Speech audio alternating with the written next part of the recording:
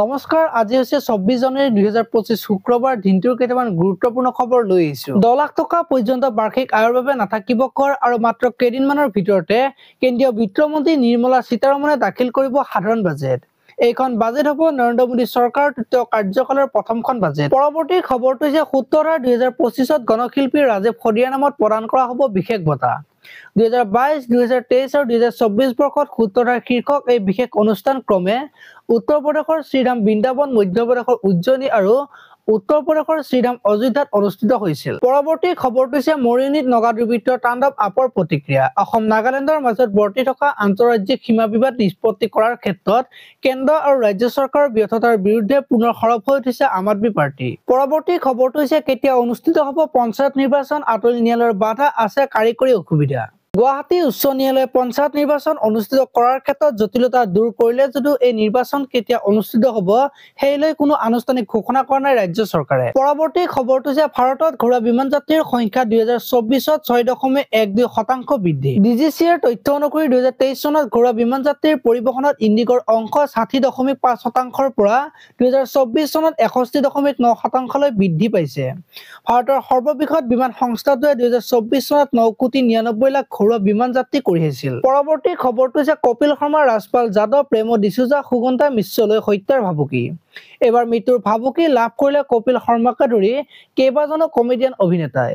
পাকিস্তানৰ পৰা অহা এই ভাবুকিৰ পাছতেই মুম্বাই আৰক্ষীয়ে ক্ষিপ্ৰতাৰে তদন্ত আৰম্ভ কৰিছে। পৰৱৰ্তী খবৰটো হৈছে এন্ধাৰৰ নাকি পোহৰলৈ বাট লোৱা তিনিটা পৰিয়ালক ৰাষ্ট্ৰপতিয়ে মাতিলে গণতন্ত্ৰ দিৱসৰ কাৰ্যসূচীলৈ।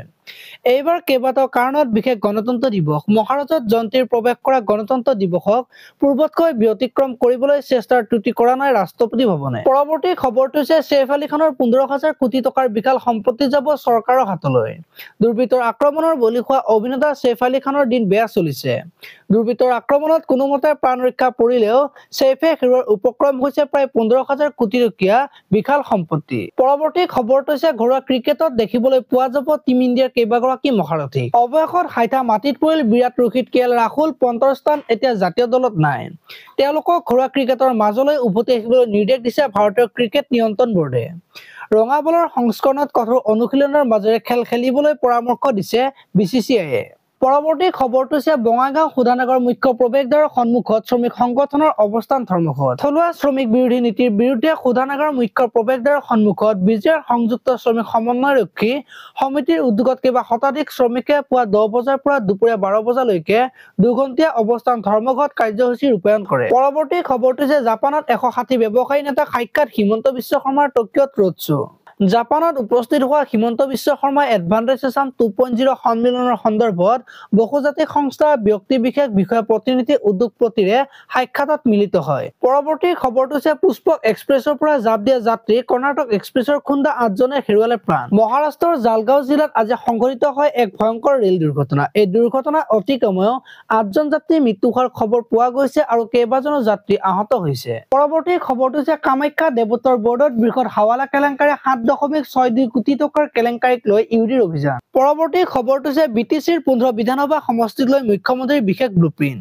UPPL, BPFক লগত লৈ বিজেপিয়ে খেলিব নিৰ্বাচন। এতিয়ালৈকে BTCৰ ৰাজনীতিক লৈ শাসকীয় বিজেপি বা মুখ্যমন্ত্ৰী হিমন্ত বিশ্ব শৰ্মাই কোনো পোনপটীয়া সিদ্ধান্ত লোৱা নাই।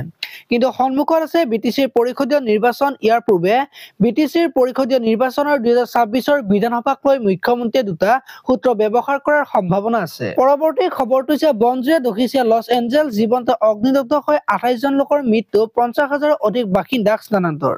লছ এঞ্জেলছ কাউন্টিঙত সংঘটিত ভয়াৱহ বনজুইৰ ঘটনাৰ পাছতেই দক্ষিণ কেলিফৰ্ণিয়াৰ 50,000ৰো অধিক বাসিন্দাক স্থানান্তৰৰ নিৰ্দেশ দিছে প্ৰশাসনে। পৰৱৰ্তী খবৰটো হৈছে মজলীয়া বৰষুণ, বিজুলী ঢেৰেকনি অহা 24 ঘণ্টাত অসমত কি ৰূপ ল'ব বতৰে। ভোগালী বিহুৰ পিছত ৰাজ্যত পুনৰ শীতৰ আগমন। সাগৰ পৃষ্ঠৰ পৰা 1.5 কিলোমিটাৰ গতিবেগত উৎপত্তি হোৱা ধুমুহাৰ ফলত ৰাজ্যৰ লগতে উত্তৰ পূৰ্বাঞ্চলৰ ৰাজ্যৰ কিছু কিছু ঠাইত বৰষুণৰ প্ৰভাৱ। পৰৱৰ্তী খবৰটো হৈছে গুৱাহাটীত কুঁৱলীৰ আচ্ছাদন, বৰঝাৰ বিমান বন্দৰত 18খন বিমান যাত্ৰাত বিলম্ব। ঘন কুঁৱলীৰ বাবে বৰঝাৰ বিমান বন্দৰত 18খন বিমানৰ যাত্ৰা বিলম্ব হৈছে। আজিলৈ মানে আপোনালোকে যদি ভিডিঅ'টো চাই ভাল পালে তেতিয়াহ'লে লাইক কৰিব আৰু এনেকুৱা ধৰণৰ খবৰসমূহ সদায় পাই থাকিবলৈ চেনেলটো ছাবস্ক্ৰাইব কৰি বেল আইকনটো প্ৰেছ কৰি দিব। ধন্যবাদ।